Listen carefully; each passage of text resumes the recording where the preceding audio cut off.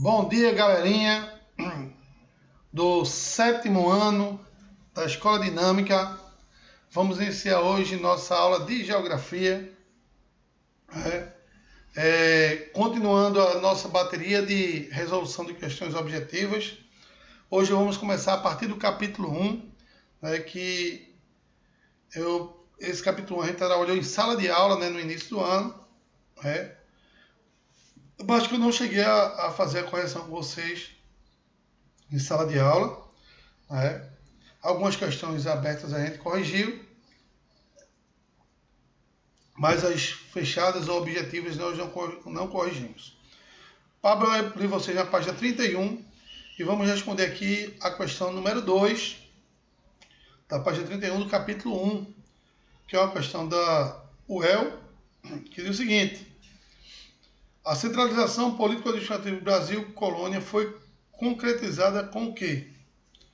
Com a criação do Estado do Brasil, instituição do governo geral, transferência de capital para o Rio de Janeiro, instalação do sistema capitalista de capitanias hereditárias e a política de descaso do governo português pela atuação predatória dos bandeirantes. Com certeza, Rogério já deve ter falado sobre isso por aí com vocês, que a centralização política do Brasil administrativa, ela se deu por conta da instituição do governo geral. Eu tive uma criação de um governo geral, onde o Brasil passava a ser governado por uma única pessoa, e não mais por capitanias hereditárias, onde tinha os donatários que eles governavam cada capitania hereditária dessa aí.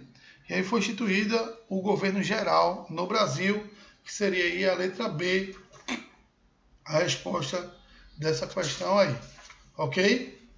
Vamos agora para a página 34, questão número 1, que mostra aí uma imagem, um mapa de capitanias hereditárias feita por Luiz Teixeira, provavelmente em 1574, apesar do intuito de Portugal de utilizar as capitanias hereditárias como forma de garantir a colonização e povoamento do território colonial, as dificuldades econômicas e de enfrentamento da população indígena impediram o acesso das capitanias.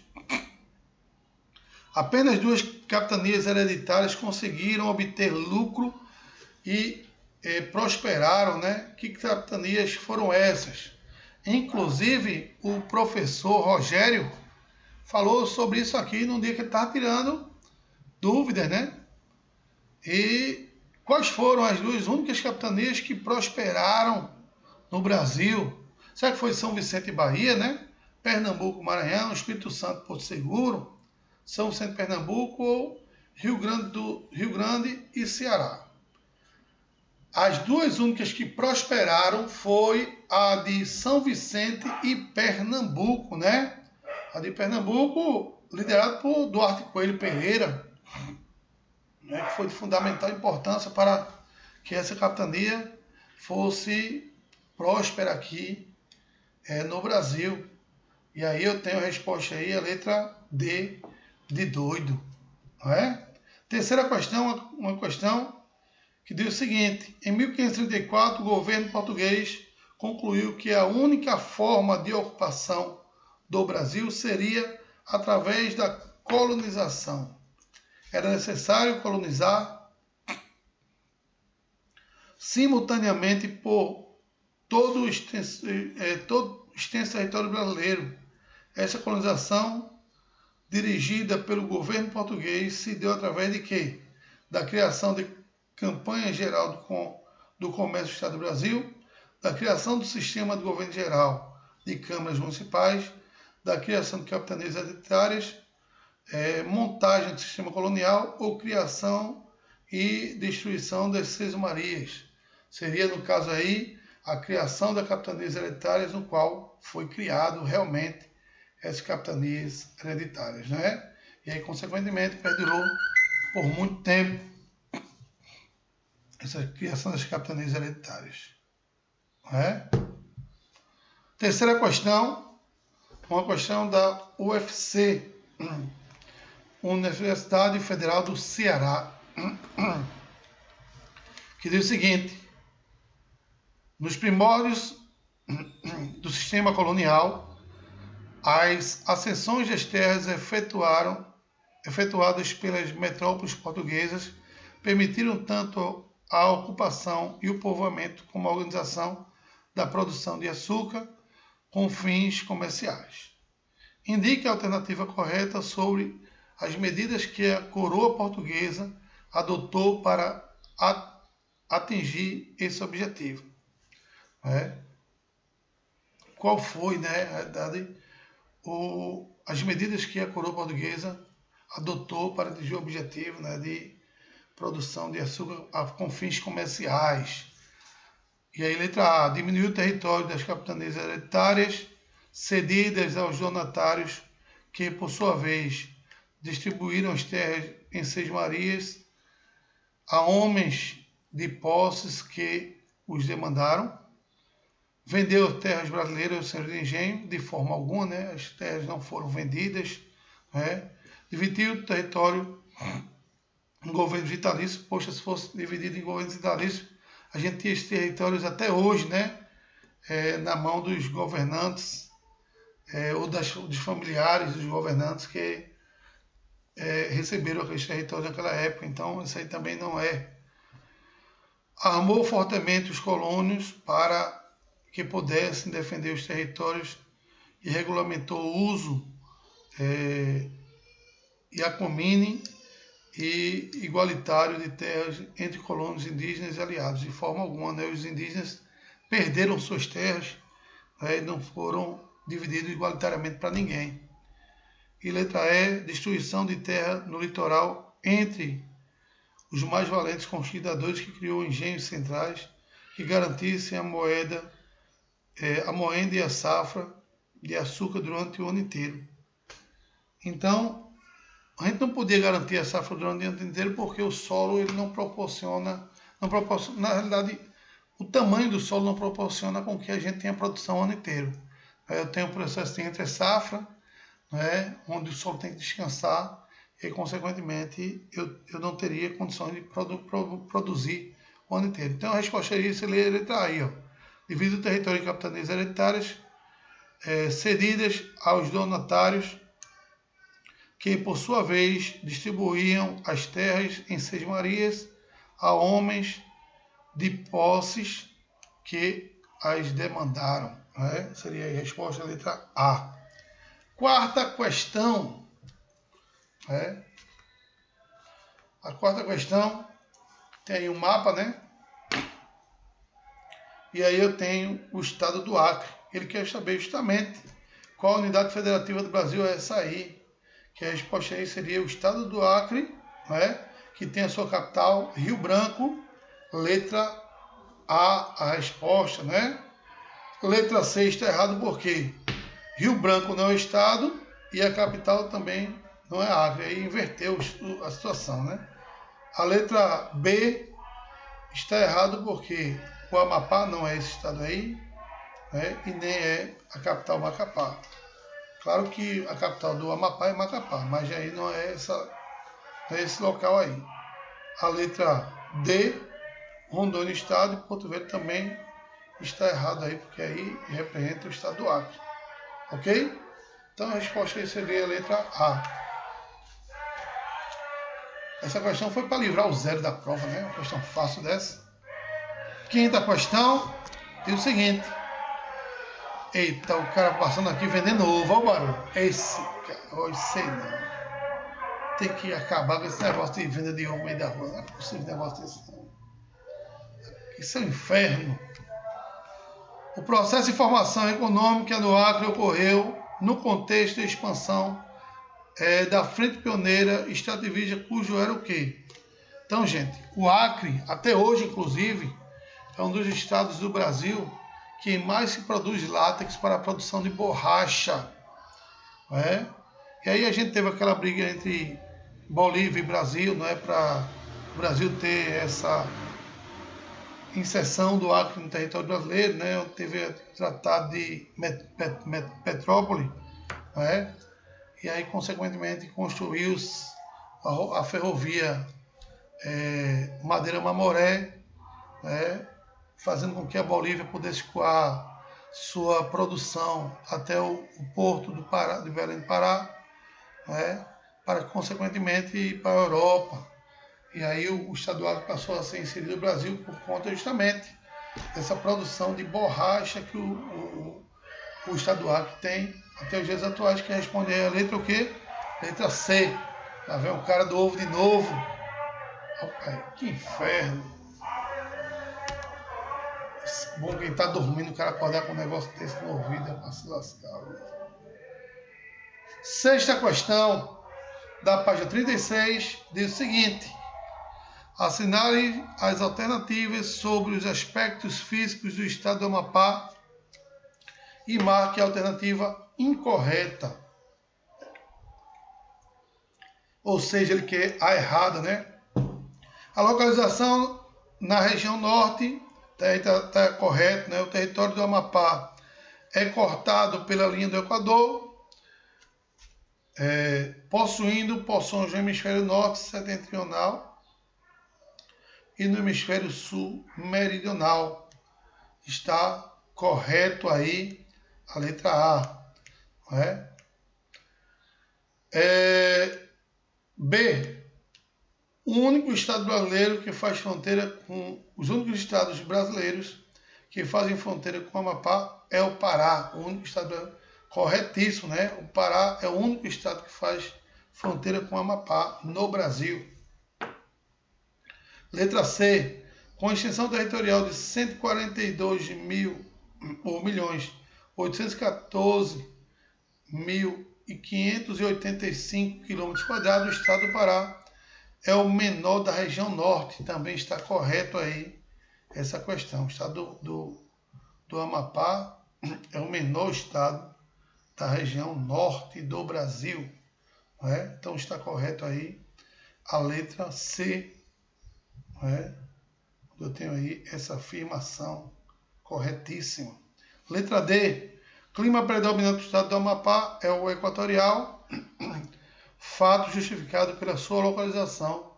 Corretíssimo, né? Como passa a linha do Equador ali por cima, eu tenho essa região com clima predominante, né?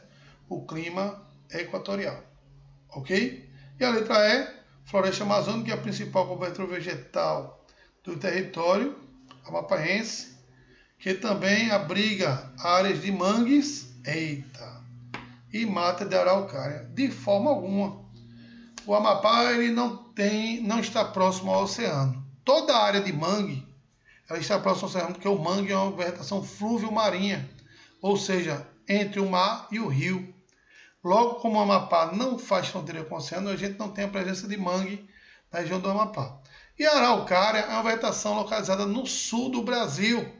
É composta pelo pinheiro da araucária, né? E aí, essa questão está errada aí, é a letra E. Né? A resposta aí, eu tenho a letra E, da questão número 6, da página 36. Vamos para a questão número 7, onde diz o seguinte: a centralização política administrativa do Brasil, colônia, foi concretizada com a... Aí a gente respondeu de novo essa questão. Aí já foi uma questão igualzinha, tinha aí logo no início, que é a criação do governo geral, né, que eu falei para vocês. Resposta letra B. Repetir essa questão, ela está em que página? Você vê? Foi na página... na página 31, tem a mesma questão. Questão 2, ela aparece na página 36, a questão 7. Vamos ver isso aí, esse livro aí, a editora, conversar lá para até marcar aqui para a gente falar quando tiver uma reunião com o pessoal da editora aí que está repetindo a questão. Questão 8. A colonização brasileira do século XVI foi organizada sob duas formas administrativas, capitanias hereditárias e governo geral. Assinala a alternativa que expressa corretamente uma característica desse período. Letra A. Capitanias, mesmo havendo um processo de exploração econômica, algumas delas, que era a cana-de-açúcar, né? Algumas delas garantiram a presença portuguesa na América, apesar das dificuldades financeiras da coroa. Corretíssimo aí, a letra A seria a resposta dessa questão, né? E letra B, capitanias representavam transposição de áreas coloniais das estruturas feudais, nada a ver aí essa questão, está errada aí a letra B. Letra C, capitanias sendo empreendimentos privados, de forma alguma, né? Capitania era governamental e não empreendimento privado, está errado aí. O governo general permitiu a direção da coroa na produção de açúcar, que assegurou o rápido povoamento do território, de forma alguma, né? Não houve um rápido povoamento do território, até porque a boa parte da população era indígena que vivia aqui nessa região. O governo geral extinguiu as donatárias, exigiu às donatárias o interrompimento de fluxo de capital privado para a economia do açúcar, né? Nada a ver aí, está errada a questão. A resposta é a letra A dessa questão é. Página 37, questão 9. Por meio da Constituição de 1824, foi instituído o poder moderador. Entre as características desse poder estava o quê? Nomear apenas membros do Poder Judiciário, ó, botou a palavra apenas, você desconfie da questão, que ela está errada, né? Nomear e destituir os ministros do Poder Executivo. Corretíssimo aí a letra B de bola, né? Então a resposta da nona questão, a letra B de bola. Letra C. Não interferir na composição e na dissolução da Câmara de Deputados. Ela interferia sim, não é? Tinha todo o poder de interferir nas câmaras de deputados. Não é? Então, a C está errada. D. Garantir toda a autonomia dos três poderes. De forma alguma, ela não garante a autonomia nem tampouco do poder executivo. Não é? Letra E. Não interferir em nenhuma das esferas legislativas do poder. Ela interfere sim, só que ela não garante a autonomia dos três poderes, mas ela tem poder de interferir sim. Então seria a resposta aí, a letra B de bola, ok? Letra D. São características da Constituição em 1824, exceto uma. Ele quer falar aqui uma questão que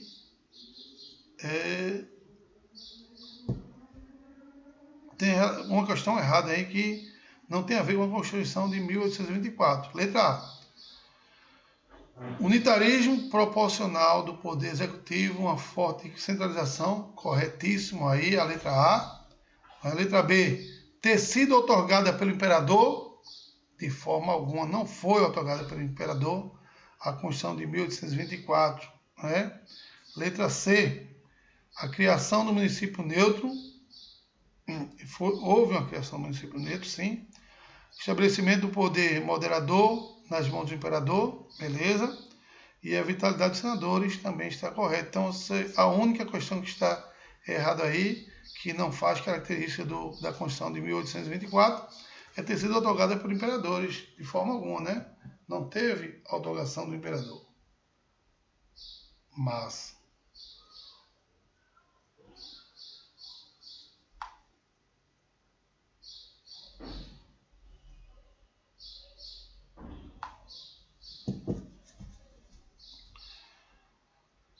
então eu tenho aí a resposta, letra B de bola. Né? Vamos para a 11ª questão. O controle das fronteiras brasileiras, sobretudo no norte e sul, sempre foi motivo de preocupação dos principais governos republicanos. Acordos de limites, por exemplo, foram vários com a República Velha durante o governo de Vargas. Porém, este controle foi efetivamente dividido com a criação de territórios federais na região entre eles. Letra A. Criação do Rio Branco, o atual estado de Roraima, Guaporé, o atual do estado de Rondônia. Corretíssimo, essas foram a criação, os territórios foram criados, não é? Governo federal durante o governo de Vargas, né? A resposta aí é a letra A, não é? A resposta da 11ª questão, letra A. Os 4 barris, 12ª questão. Poderíamos grosseiramente reconhecer a existência de 4 barris, ou seja, regiões específicas dentro do país. 4 Brasis, na realidade. Num desses Brasis, verifica-se a implantação mais consolidada dos dados da ciência e técnica de informação, além de uma urbanização importante com um padrão de consumo das empresas e das famílias mais intenso. Nele se produzem novíssimas formas específicas de terciário superior e um quaternário e um quinquenário ligados às finanças e assistência técnica e política e de informação de suas diferentes modalidades. Então eu tenho aí 4 regiões, né? E ele está colocando aí a região que apresenta o maior desenvolvimento econômico entre as 4 regiões da divisão geoeconômica, né? Onde ele colocou aí a região meio-norte, né? Que o meio-norte corresponde aos estados do Maranhão e Piauí, que não tem, diga-se passagem, nenhum tipo de desenvolvimento econômico, né? Basicamente, se a gente for analisar esses 2 estados aí, eles têm, em relação aos outros da divisão geoeconômica do Brasil, uma dificuldade muito grande de se desenvolver. Sua economia é baseada principalmente no setor primário, né? Que é o meio-norte, né? Logo, eu não tenho essa alternativa como resposta. A resposta seria o Centro-Sul, que corresponde, pela divisão do IBGE, ao estado do Sudeste, que é considerado o motor do Brasil, por conta de São Paulo e Rio de Janeiro, né? A região do Centro-Oeste, que é onde eu tenho aí as grandes áreas agricultáveis de produção de grãos, e a região sul do Brasil, uma das regiões mais desenvolvidas que nós temos no país, economicamente falando. E aí seria a resposta a letra A, a resposta dessa questão aí dos 4 Brasis. Ok? Da 9ª questão, da página 37. Passem agora para a página 38. Né? Analise o mapa a seguir. No mapa, qual é o estado que apresenta a maior concentração de municípios criados entre os estados de 1880 e 1980 e 1997? Aí vocês têm aí a data de criação, e aí por eliminação você tem como resposta aí o quê? A resposta letra C, da questão aí 13, que é Mato Grosso. Foi criado mais municípios entre 1980 e 1997. Ok? Uma 14ª questão, tem um trecho aí da música Faroeste Caboclo, no qual foi gravado até um filme em cima dessa música aí, a música de Legião Urbana.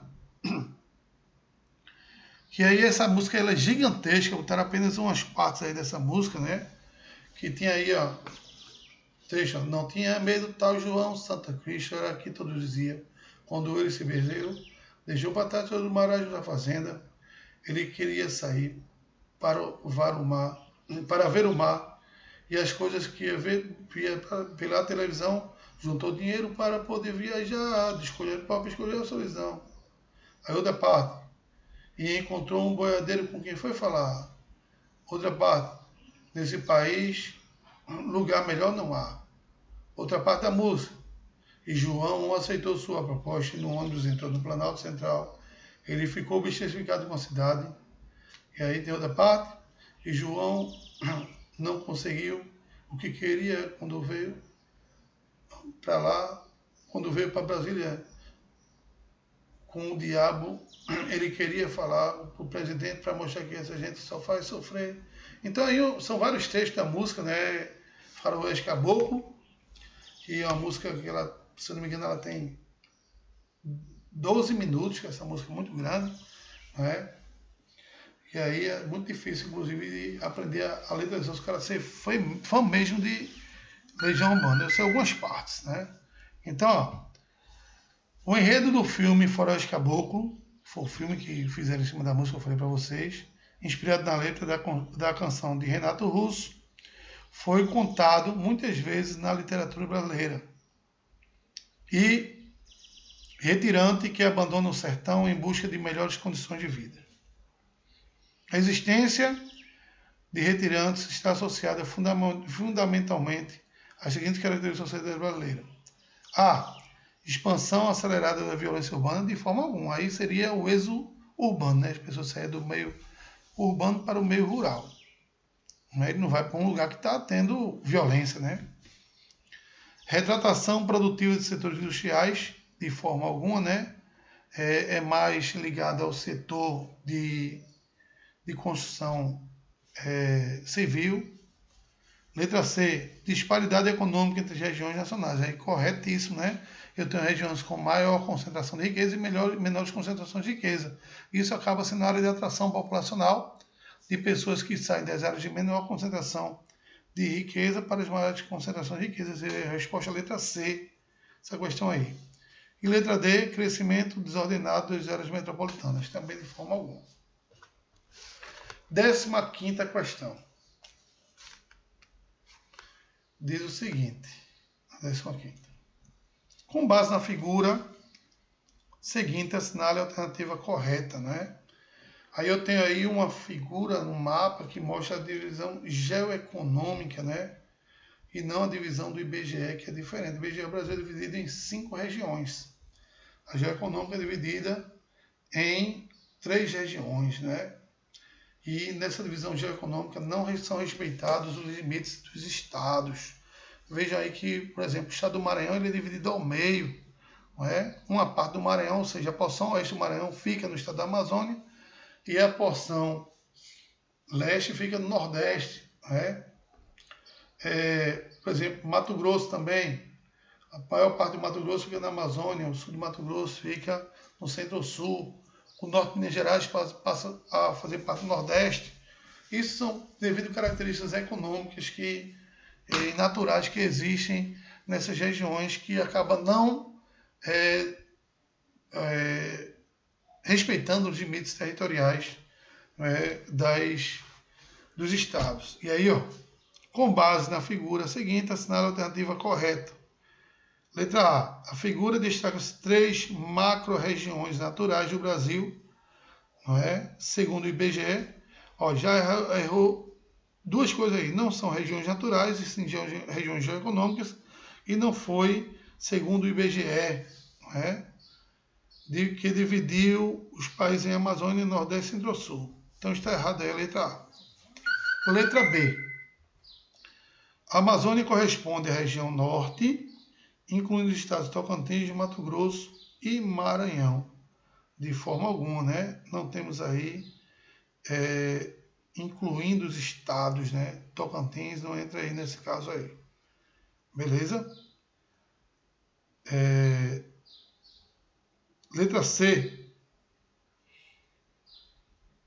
A região Centro-Sul corresponde às regiões Região Sul, Sudeste, Centro-Oeste, além do Distrito Federal e o Vale do São Francisco. De forma alguma, o Vale do São Francisco não entra aí nessa questão aí, não é, dessa alternativa. O Vale do São Francisco corresponde ao Nordeste, ok?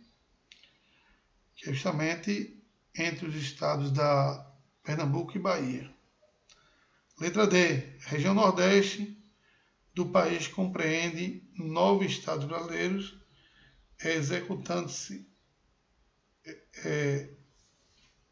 excedendo-se apenas ao estado do Maranhão, que é incluindo o norte de Minas Gerais. De forma alguma, né? Região Nordeste, ele tem aí o estado do Maranhão incluído na sua região. E a resposta correta aí, a letra E, a figura representa 3 grandes regiões geoeconômicas ou complexos regionais que obedecem aos critérios ligados aos aspectos naturais do processo de formação socioespacial do território brasileiro.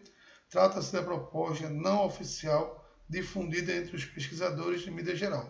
Então a resposta é a letra E da questão 15, que eu falei para vocês aí. 16. Questão 16 tem o seguinte: entre as últimas alterações da divisão regional oficial do Brasil, pode-se destacar, aí seria a resposta a letra E, extinção do território e a criação de Tocantins. Foi a única alteração, a última alteração que a gente teve no Brasil nos últimos anos. E a última questão desse capítulo 1, a questão 17, diz o seguinte: o texto que segue é do poeta Antônio Gonçalves da Silva, chamado também de Patativa do Assaré, cantador do drama dos caboclos nordestinos e dos povos do Brasil. O nome do poema de Patativa do Assaré é o Brasil acima, o Brasil de cima e Brasil de baixo. E o seguinte: meu compadre Zé Fulô, meu amigo e companheiro, faz quase um ano que estou neste Rio de Janeiro. Eu saí do Cariri imaginando que isto aqui era uma terra de sorte, mas fique sabendo tu que a miséria aqui do sul é a mesma lá do norte. Tudo o que procuro, acho. Eu pude ver neste clima que tem o Brasil de baixo, tem o Brasil de cima. O Brasil de baixo, coitado, é um pobre abandonado, e o cima tem cartaz. Um outro é bem diferente. O Brasil de cima é para frente, o Brasil de baixo é para trás.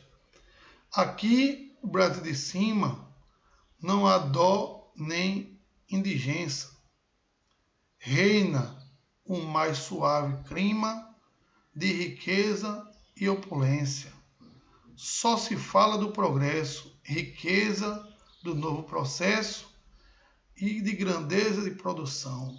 Porém, o Brasil de baixo sofre a fêmea, sofre o macho, mas dura a privação.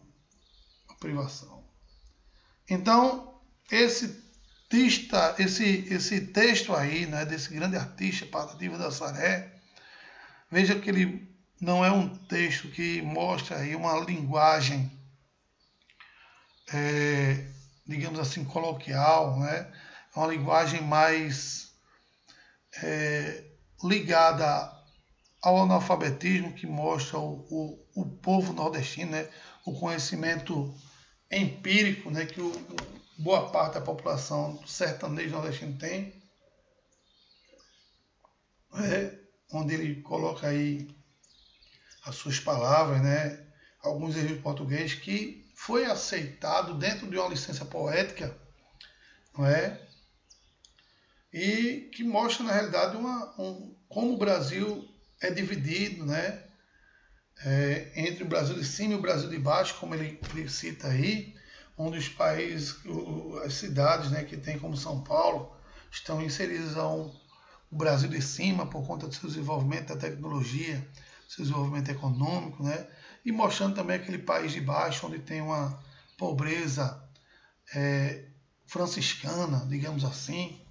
E aí tem esse contraste social muito grande, né? Em um país tão imenso que nós temos, que é o Brasil. Segundo a interpretação do poeta sobre o problema da pobreza, é correto afirmar que a pobreza atinge principalmente os moradores da região Nordeste, chamadas por ele Brasil de baixo. Não atinge principalmente, olha, a palavra principalmente é uma palavra generalizadora, né? A pobreza, ela abrange, né, outras regiões do Brasil, não principalmente o Nordeste. A região Norte também, ela tem uma pobreza muito exacerbada no Brasil como um todo. Letra B. Na origem da pobreza está o domínio do acaso e do azar, o predomínio da riqueza da região é privilégio, como o Rio de Janeiro. Não, né? A questão da pobreza não está na origem do azar, na realidade está relacionada à questão das oportunidades, né? Que muita gente acaba deixando de ter. E aí, consequentemente, acaba gerando essa pobreza e também relacionada à má distribuição de renda da população. Então a resposta é a letra B, também está errada. Letra C. A pobreza deve-se a diferenças de características de pessoas físicas, psíquicas, raciais, entre outras, que existem entre os brasileiros no sul e no nordeste. Nada a ver, né? Aí seria uma discriminação racial se a gente marcasse uma questão dessa aí. Né? A pobreza está relacionada a outras questões e não ligadas às questões psíquicas das pessoas, não é? E nem tampouco racial. No Brasil, a pobreza atinge tanto a população nordestina quanto ao do sul do país, dividindo-se os brasileiros em duas características de pessoas. Está correto aí essa questão, letra D. No Brasil, a pobreza atinge tanto a população nordestina quanto a do sul do país, dividindo os brasileiros em duas categorias de pessoas, pobres e ricos. Está corretíssima aí a letra D, resposta da página 17. E letra E, a pobreza do Nordeste e na região sul do país decorre do mau aproveitamento de seus recursos naturais humanos. Não é só por conta disso, né? Tem outros fatores que acabam promovendo o crescimento dessa pobreza no Brasil. A resposta seria, no caso, a letra D, resposta do 17ª questão. Vamos para o capítulo 2 agora. Responder algumas questões do capítulo 2.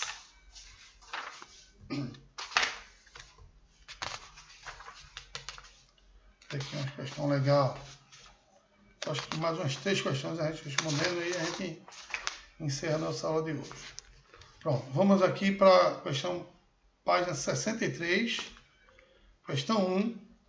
Fala sobre a formação das redes de transporte do Brasil até o século XX, a ponto verdadeiro e falso. V para verdadeiro e F para falso. Primeiro quadrante, foram formadas para atender às necessidades do mercado interno? Não, né, gente? O sistema de transporte foi para atender o mercado mundial como um todo, principalmente como se fala de aviação, né? E no transporte também de cabotagem, né? Por navios, etc. Então está falso aí essa alternativa.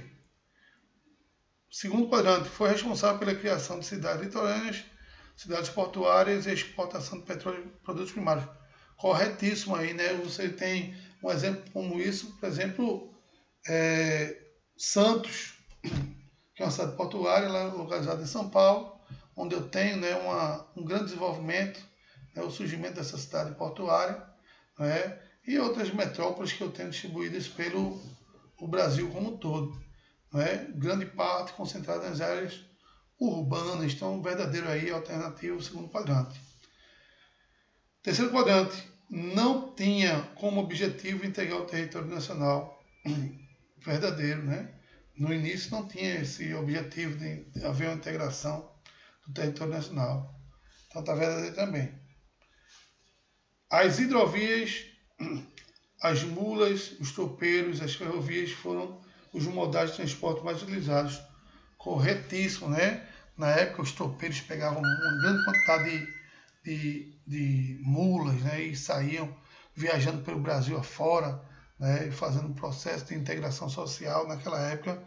Então está verdadeiro aí a questão 1, ou a último quadrante. Então a resposta fica F, V, V, V, a questão número 1 da página 63, ok? Vamos para a página 65, que é para relacionar a coluna 1 com a coluna 2 em relação à produtividade, não é, do setor primário da economia. O desenvolvimento de algumas atividades econômicas entre o século XVI e o século XIX foi importante para a ocupação efetiva da grande parte do território nacional. em cada recanto do Brasil, uma vila que posteriormente foi transformada em cidade, tornava-se centro de dinamismo do poder, utilizando o conhecimento produzido ao longo desse capítulo. Associe as cidades da coluna 1 com as atividades da coluna 2, historicamente ligadas. Então, Olinda. Qual foi a atividade que eu tive aqui em Olinda naquela época, não é? Entre o século XVI e o século XIX? Foi a atividade da monocultura da cana-de-açúcar. A gente tinha uma grande produção de cana-de-açúcar no período colonial aqui em Olinda. Então, eu tenho aí monocultura de cana-de-açúcar relacionada ao número 1. Vila Rica, não é? A Vila Rica está associada à mineração, não é? Vila Rica está relacionada à mineração. Então seria 2 aí em Vila Rica. São Paulo teve a produção da cafeicultura, não é? Eu tenho uma grande produção de café naquela região ali de São Paulo, não é? Que até hoje ainda tem uma grande produção de café naquela café Conilon, café arábica, são os cafés que têm uma grande produtividade naquela região. Hoje não só mais em São Paulo, mas também na região sul também do Brasil. Não é? Manaus, eu está relacionado à produção de borracha, né? Onde eu tenho ali próximo ao estado do Acre, né? Uma região de grande produtividade de borracha. E por fim, Ilhéus, na Bahia, tem a monocultura do cacau, né? Que até hoje também se produz muito cacau naquela região ali. Então a resposta, a sequência fica 5, 3, 1, 2 e 4. Né? E agora uma questão de VF, questão número 4 da página 66, que diz o seguinte: sobre a formação histórico-econômica do Brasil, analise as proposições abaixo em V para verdadeiro e F para falso. Que diz o seguinte: primeiro quadrante, letra A. A forte ocupação populacional do litoral brasileiro, na atualidade, é reflexo direto da dinâmica histórica da ocupação do Brasil. Corretíssimo, né? A gente teve um processo de ocupação do litoral brasileiro por conta dos reflexos diretos, por conta do processo de urbanização, né? Ligado à industrialização, ao desenvolvimento das grandes metrópoles. Então está correto aí a letra V ou a letra A, verdadeiro. B. No século XVI, a população ocupou intensamente a região sul, principalmente os imigrantes europeus. De forma alguma, no século XVI teve a ocupação intensamente no Nordeste. Posteriormente a isso foi que a região sul, devido à influência e incentivos que o governo português fez lá na Europa, fez com que os imigrantes foram ocupar a região sul do Brasil. Então, questão falsa aí na letra B. Letra C. O Brasil ganhou força, ordem política e econômica no século XVII após a descoberta do ouro. Nada disso, né? A descoberta do ouro não foi no século XVII, não. Foi antes do século XVII. E aí, a força econômica brasileira se deu por conta justamente da questão da cana-de-açúcar, né? Foi o primeiro ciclo econômico no Brasil. E aí eu tenho depois a letra D, zona da Mata do Nordeste, foi a última região ocupada, muito pelo contrário. A zona da Mata do Nordeste foram as primeiras regiões ocupadas pelos colonizadores, né? E aí fica falso, né? A letra E, no século XIX, houve desenvolvimento do ciclo da borracha, sendo tal produto um dos principais impulsionadores do desenvolvimento da região norte desse século. Corretíssimo aí. E aí, onde a gente tinha aqueles conflitos entre Bolívia e o Brasil, justamente porque o Brasil queria de toda forma o estado do Acre. E aí, como eu falei para vocês, teve a criação do Tratado de Petrópolis, onde o Acre passou a inserir do Brasil. E aí, já no século XX, né, 1902, o Brasil teve essa produção de borracha em grande quantidade, aumentando ainda essa produção de borracha no Brasil, que até então se produzia na região de Manaus. Então, gente, por hoje é só. A gente vai ficando por aqui, ok? Amanhã a gente tem outro encontro, né? E aí, tenham um bom dia, né? Fiquem com Deus. Um abraço.